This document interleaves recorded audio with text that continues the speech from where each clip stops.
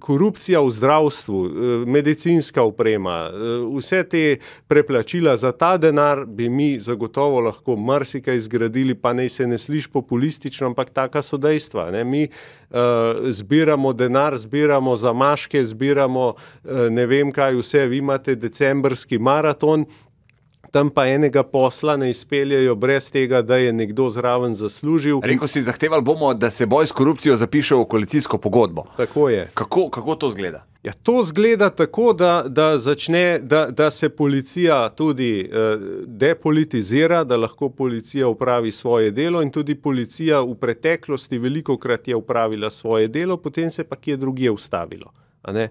In tukaj morajo vsi opraviti svoje delo in gospodarski kriminal je najhujša oblika kriminala.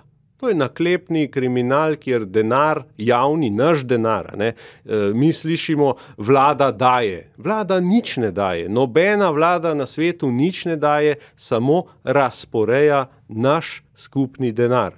Bolj ali manj uspešno.